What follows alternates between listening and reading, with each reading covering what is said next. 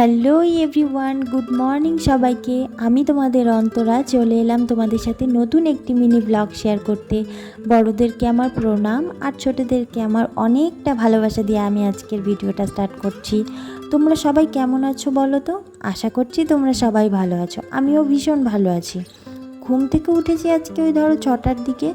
6টার সময় ঘুম থেকে উঠেই বিছানাটা আগে গুছিয়ে নিয়েছি। বিছানা গুছিয়ে চলে গেলাম হাত মুখ ধুতে।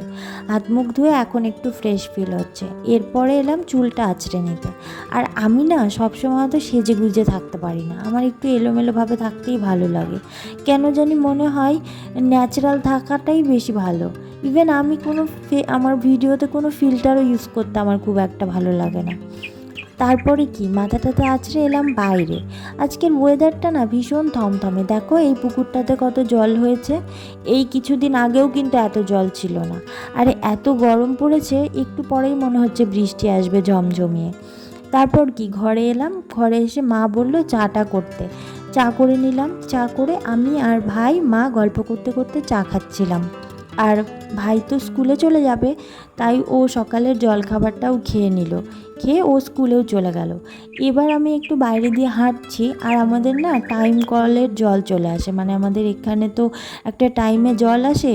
তো আমি গেছি ট্যাঙ্কির জলটা যেন ভরে যায়, তাই ওই সুইচটা অন করতে।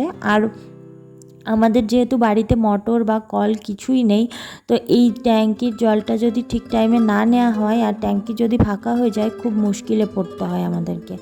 তারপর চলে এলাম ফুল তুলতে। মা বললো ফুলগুলো সকাল সকালই তুলে নে। এইদিকে সকালবেলা ফুল তুলতে গিয়ে দেখছি জবাগুলো এখনও ফোটেইনি, কারণ এত বৃষ্টি হচ্ছে আর আজকে ফুলও ভীষণ কম।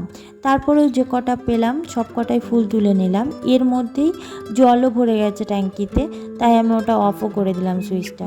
তো সকাল তো এভাবেই শুরু হলো তোমাদের সাথে। ভিডিওটা কেমন লাগলো জানিও তো। আর যদি ভালো লাগে থাকে প্লিজ চ্যানেলটাকে সাবস্ক্রাইব করে দিও। বাই।